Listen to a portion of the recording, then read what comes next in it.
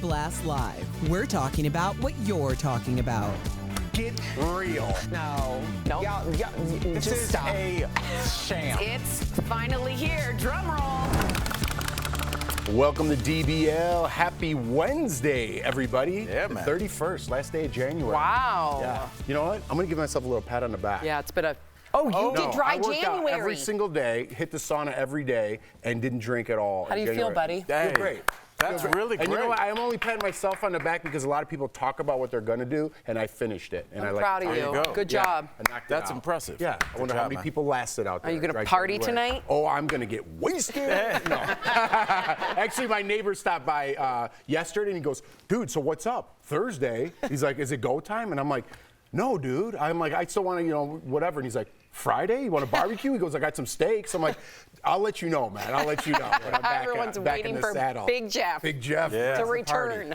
All right. Speaking of bringing the party, is former President Trump feeling threatened by Taylor Swift? Good one. Good transition there. Members of Trump's inner circle are reportedly launching a holy war against the pop star. They fear she will promote her liberal agenda and publicly back the Democrats ahead of the election. Taylor has not officially endorsed anyone yet, but she did back President Biden in 2020, if you remember. Meantime, Trump doesn't seem fazed and reportedly said, I could just hear him saying this, that he's more popular than Taylor Swift. I wish I had a good Trump impression. I know, right? The Kelsey Brothers also seem unbothered and joked about Taylor's presence at the Chiefs game on their podcast. Let's have a listen.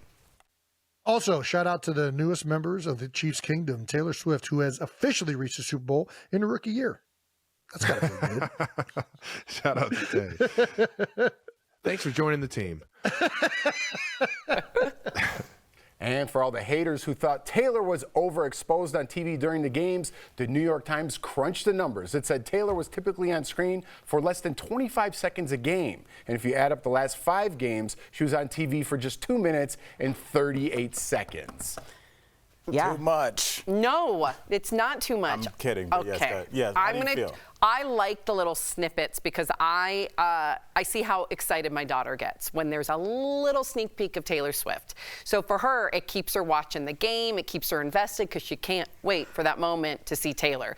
So, but I think, again, it just goes to show it's us. It's the media. It's everybody else creating this frenzy because she's only on for a handful of seconds every game, and everybody's talking about it being Taylor Swift's fault. Yeah, it's called star power.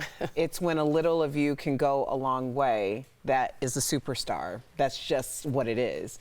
I do think that this quote about Donald Trump, or alleged quote from Donald Trump saying that he is more popular than Taylor Swift, is directly related to the SNL monologue, where it was the picture of Taylor Swift and Donald Trump in that auditorium. Said I was From next last to the most Dakota powerful Johnson person, in the world, and named Taylor Swift. I didn't put that together, but I completely see it. He's very reactionary. He's very, one thing about Trump is he obviously people rally behind him, people love him, will ride or die for him, but he's very affected. He's a very affected person. Yeah, well, I mean, look, that's a brilliant analysis. I was just going to say, on just a basic numbers, I just don't think he likes anybody whose name competes with him in the headlines. And right now, for as much as we've talked Trump on this show for years, Taylor Swift has come into this world, and as a black man that does not interact with her music very much, I am still exposed to it a lot. So people that are into that or into pop culture must be really inundated with her. And before, we were inundated with Trump, and I think he liked that. And I think the idea of somebody else coming in and taking up some of his real estate in a lot of people's brain does not sit well with him. So I think this is just, he has to put Democrats and but I just don't think I think it's that simple that he just doesn't like anybody taking up real estate in your brain except for him. Trump Swift 2024. On the ticket. Yeah, right. Oh my God. They're going against Beyonce and Oprah, so it's going to be a tight one. All right, Richard Simmons has been posting a lot on Facebook lately ever since news of Pauly Shore's biopic about his life came out. But a recent post had thousands of fans showing their love and concern for Richard. Yesterday he wrote, "For as long as I can remember, people have made fun of me, and people still, to this day, make fun of me. But you know what? I'm glad to be me, and you should be glad that you are you." And many people responded with messages of support, telling Richard to love himself as much as they love him. I love you, Richard. We love you. And I'm glad we're kind of hearing from Richard. You know, a lot of people went back and forth with Paulie. Should he do this? Should he not? We don't know what happened to Richard. Richard's coming out, and I think he's seeing some love. Maybe he needed that because he seemed like a guy who really, you know, just from that little short that we saw with Paulie Shore, he wanted to make people happy, and people are kind of responding back to Richard. I think this is a good thing. What do you guys think? I think, oh, please. No, go ahead. I think he isolated himself a lot, Sam, and I think the bullying for as much, they say this weird thing about comedians. They say the great comedians can't hear the laughs, and that's where they're prone to a lot of depression because they can't see how positively they affect people, and they focus on the one guy that's not laughing. The one New York Times article that didn't like the 5 seconds Taylor Swift is on in a 3-hour game. Right, yeah. The same thing. Yeah, Yep. yes, really. And because of that, I think because of the way Richard's wired, he doesn't hear the 50 million people saying, you're the reason I'm still here. I lost weight because of you. I have pride in myself because of you. He just sees the haters. And maybe, like you said, Jeff, this is maybe pulling back that curtain, being like, there's a lot of love back here, man. Look around. I hope he sees it now because he was mocked a lot. Let's be real. Oh, yeah. He wasn't focusing on just a handful of comments. He, in person, during the 80s, the 90s, people mocked him left and right. So yes, he always had fans that loved him, but I'm hoping because of all the attention, to your point with Pauly Shore, that he's seen how many people want to see his story, people calling him a gem of a human, special, and people also saying, I'm just glad that Pauly Shore, whether you want to hate or love the fact that he's going to play him, that he wants to honor him because he is a quote unquote gem of a human. So yeah.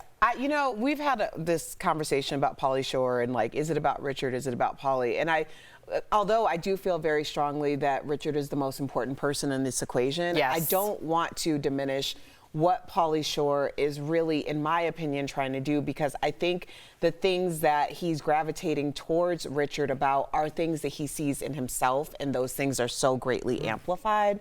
When you look at a Richard Simmons, it's like there's so few things that you can outrun in life, but one thing you'll never be able to outrun is yourself and who you are at your core. And for someone to embrace who they are in the way that Richard Simmons did and make an entire empire by being authentically, and think about that in today's day and age, how many authentic people, brands, ideas do we engage and run into on a regular basis? And he couldn't outrun himself, and he didn't try to. But if you look at the retrospect of how he was diminished, how he was ridiculed, right, that's got to be so incredibly hurtful if, to Al's point, you can't hear the cheering and you only hear the jeering. So, I mean, I find Richard Simmons to be really fascinating. I do want to know more about his story, and I'm glad that we are hearing from him. I want to get to this next story because it goes hand in hand exactly what we're talking about, bullies, right? Actor Dominic West says he takes criticism to heart. I think we all do. Yeah. Dominic played Prince Charles in the film. In the final 2 seasons of The Crown, he told the BBC after reading some harsh reviews about the season and his performance, he spent 2 days in bed. He says that he's a sensitive soul who worries about what people think. That's honest. That's very honest. And making yourself vulnerable. What about you, Sam? I am definitely a people pleaser, and I work on learning those traits with my therapist. But I can, you know, we have all talked about it, right? How you focus on, you've said it best, you'll focus on one negative comment. You won't even read the comments because it'll completely shift your day. Yeah, yeah. And I've learned to you know, kind of ignore, it comes with the territory, and I'm starting to learn. Listen, I've been in this game for a while, you know? People don't realize that. And I've learned it. I still struggle with it. I'm pretty good with it. You know, I'm pretty strong-minded. It's this last, you know, little while in society, those people who aren't real or for whatever reason hate themselves and reflect back onto people on television, they got to people's bosses. And when it affects someone's career in their life, that's where I have a problem with it. If you want to come for me, I'm a big man. I could take it. It might bother me. Don't come for my family. Don't come for my children. Don't write my boss. Don't get me fired. This has nothing to do with you. The pain and you felt bullied when you were a kid because I resemble someone that did that to you doesn't mean I did that to you. And that goes for all of us. I'm sure we all have stories like that. But it does hurt. And we always talk about how we're going to protect our children and how we're going to do that. How are we going to do that if we can't protect ourselves? Yeah. Right? I mean, I have a totally different perspective. I'll talk about it during the break. Yeah, I know. I wanted to talk more about that. But Yeah, that's great. But we got to talk about Trump and Travis and Taylor. Coming up on DBL, Celine Dion has a new documentary coming out, hoping to raise awareness for her rare disease. And our interview with the host of the dating show, Farmer Wants a Wife. She talks about how successful the show is at finding lasting love. It makes me laugh saying that.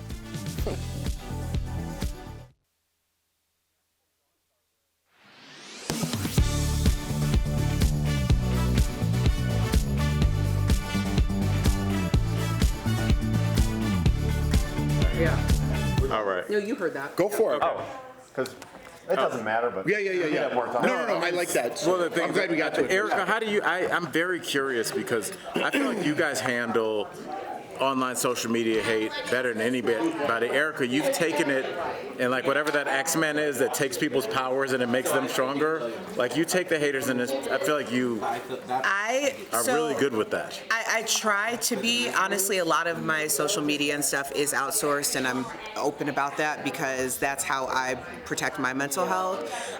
There's a barrier, for the most part, between me and a lot of things that come through for me. When I was 24 and doing morning radio in Chicago, an article was written about me by the Chicago Sun-Times, or no, the Chicago Tribune. And I was blamed for the demise of this long-standing historical show.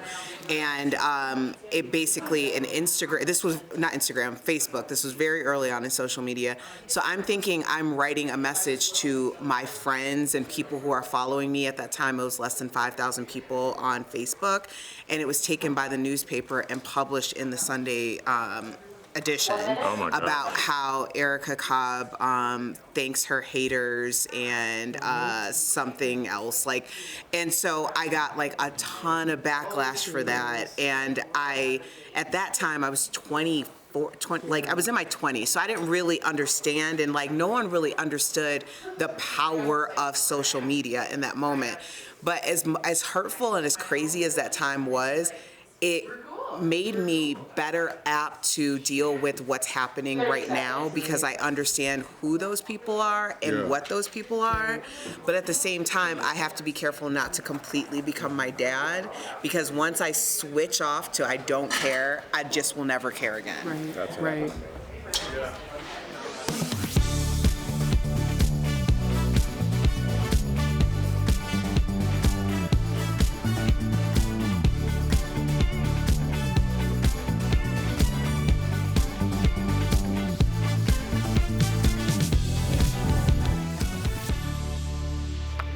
Welcome back to DBL. Celine Dion is planning on giving her fans a look inside her battle, into her battle with stiff person's syndrome. Celine put her concerts on hold after being diagnosed, and she shared her journey in a new documentary called I Am Celine Dion. Celine shared this photo on Instagram and wrote that she will not let her condition define her. She added that she wants to document this part of her life to help raise awareness of this little-known condition and to help others who share the same diagnosis.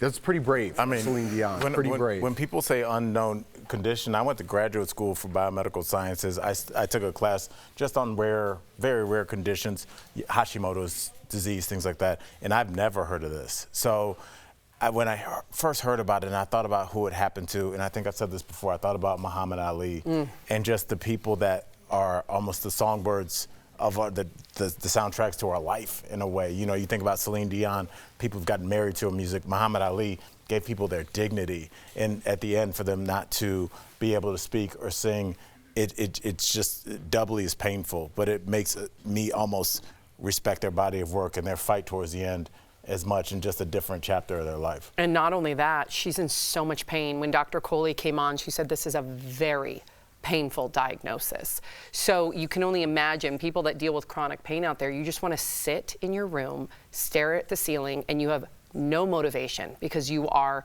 riddled with pain. So for her to go out and literally tell herself, okay, there's other people that need to hear from me in order to hopefully one day get them funding to get treatment. I mean, it's more than just putting her name out there. She has to physically get out of bed every day, and that's a lot to ask of somebody.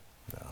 When we were in Canada for Christmas, and they play a lot of Celine Dion on Canadian radio, and I found myself bawling in the car listening to Celine Dion because it feels so incredibly unfair. I know. And I mean, her story is so inspirational in itself. To have this be, you know, the end type thing it's like, I want to see this documentary. I don't know if I'm mentally prepared to watch this documentary because I really didn't anticipate just bursting out in tears thinking about What a warrior. Yeah. What a warrior she is. We talk all the time about your physical well-being, and it's just almost become lip service, but it's a real thing. And this is the time when you could be online hate tweeting somebody or going out and making a positive change in your community or connecting with your kid in a way that you never have. People just say that, but when you actually live it, it's a totally different lifestyle. When you see things like this happen to people, at least you can look back and say, I stepped to the plate and I swung that bat. Will you be able to say the same? Yeah, she humanized what this is. I think it's incredibly brave to break that barrier and let people into her life at such a vulnerable point. Yes. You know? Shout out Brave of Seline. her. Absolutely. Coming up on DBL, our interview with the host of Farmer Wants a Wife, Jennifer Nettles. She's telling us all about the latest season of the reality dating show.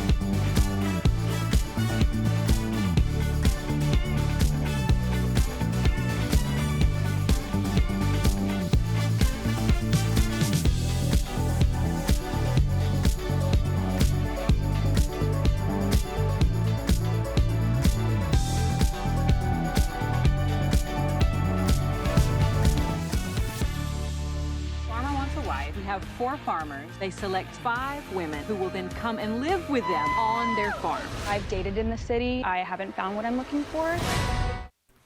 Welcome back. There are 4 new farmers looking for love on Farmer Wants a Wife.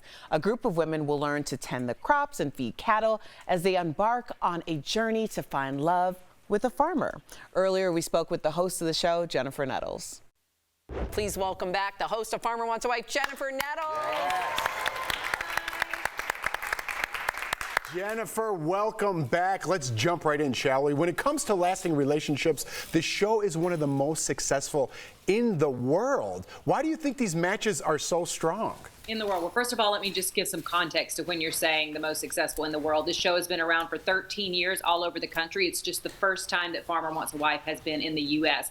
But it's resulted out of those 13 years in over 200 marriages and over 500 children.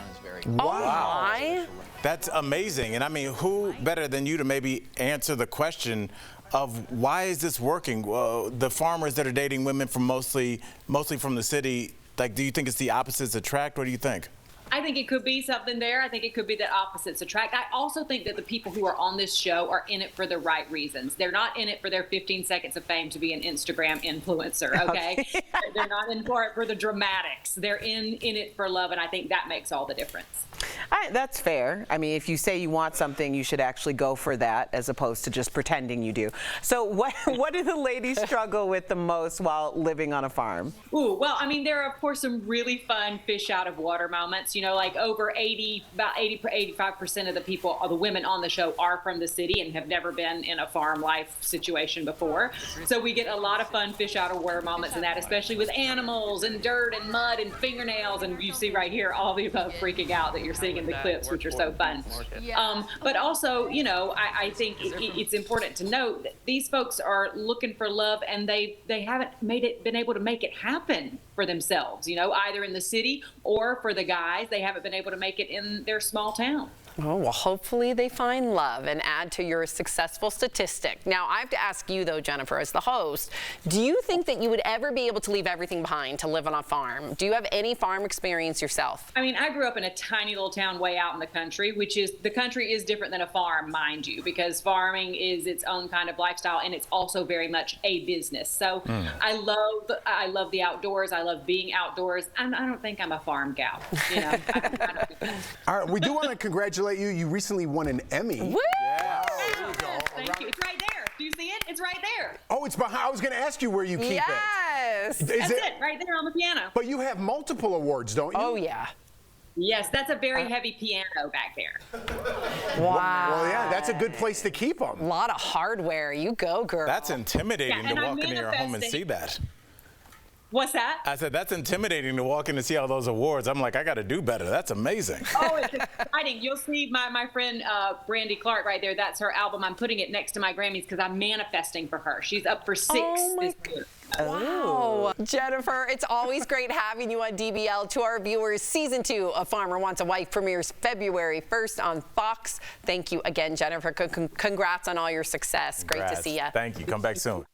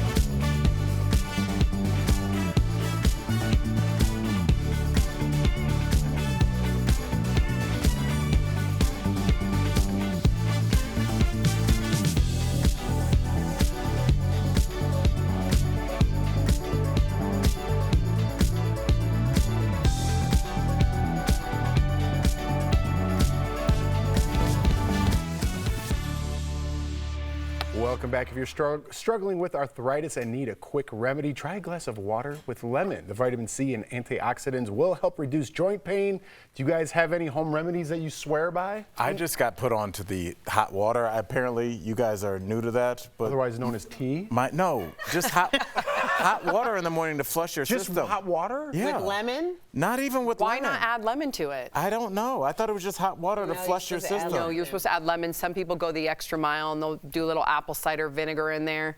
It's up to you, but I've gotten on the radish and daikon game. What is this? Yeah, daikon is Japanese radish. Yeah. Of course, Erica's got to up it. Where do you even find a Japanese radish? At your local grocer. And what do you do with Japanese radishes are there?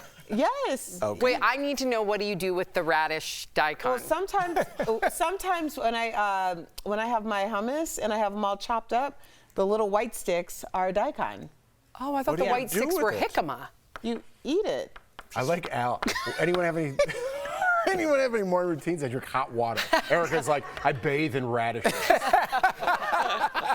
They are good on fish tacos, though. Another great remedy for joint pain is Omega XL. It's a powerful joint support that's helped millions of consumers, and it's backed by 30 years of clinical research. Omega XL's powerful and proven benefits have transformed the lives of athletes, celebrities, and dedicated daily users. Call 800-630-5419 or visit OmegaXL.com for more information.